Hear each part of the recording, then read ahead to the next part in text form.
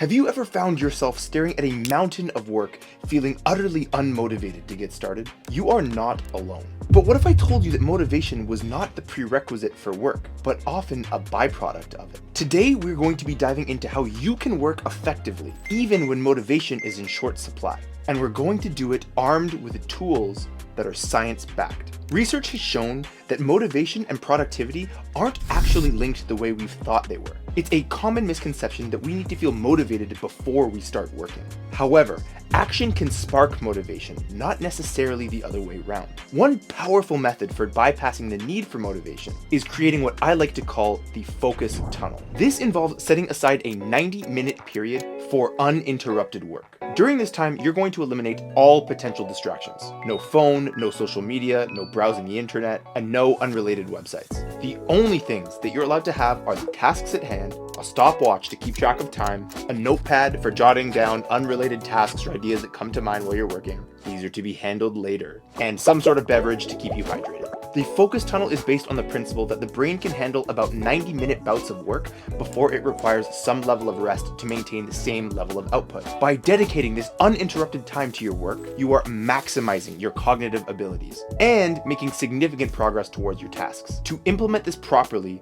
choose the time of day that you are naturally most alert. For some people, this is really early morning like myself, and for others, this might be late at night. Start your timer for 90 minutes and commit to staying in your work zone, no matter what. Soon enough, the physical act of just sitting down to start working will signal to your brain that it's time to kick into focus. The next tool we're going to use is the 2-minute rule. This comes from David Allen's Getting Things Done methodology. Now, the idea is simple. If a task takes less than 2 minutes to accomplish, do it immediately. Now, this rule combats procrastination and actually builds a sense of accomplishment, which can obviously fuel further productivity. Implement this rule by scanning your to-do list. Next, I want you to find all of the quick tasks that can easily just get written off the list. Completing these initial tasks can help you overcome the feeling of inertia, which will then propel you towards tackling more significant tasks. Another key tool for being productive when you're unmotivated is the principle of least resistance. Our environment significantly impacts our ability to work, especially when feeling unmotivated. But by removing barriers to work, like distractions or a cluttered workspace, and making it as easy as possible to start, you can significantly boost your productivity. So I recommend that you create a dedicated workspace clear of distractions. This space should have all the necessary tools at arm's length that you're going to need to use to get the job done. Now, the final tool is accountability partners. Sharing your goals with somebody else that you trust can significantly increase your chances of actually getting them done. This is rooted in the psychological principle of social commitment and consistency.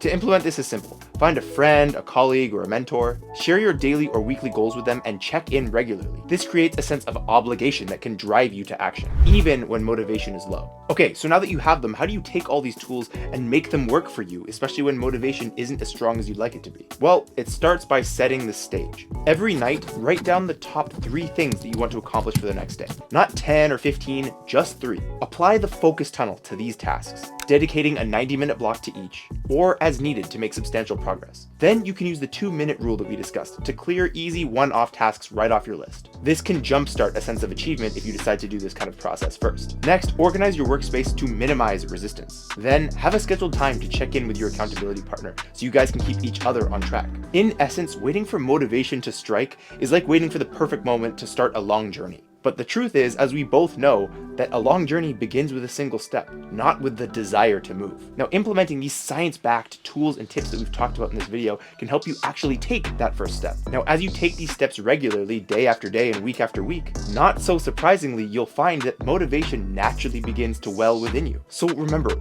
you have the power to be productive, even on the days that motivation seems like a distant memory. It's about leveraging the right tools and creating an environment that fosters productivity. And the best part of all of this, the more you do it, the easier it becomes. Let's get to work. Now, thank you so much for watching. My name is Spencer with Must Become. Always remember that your potential is your obligation, and so what you can become, you must become.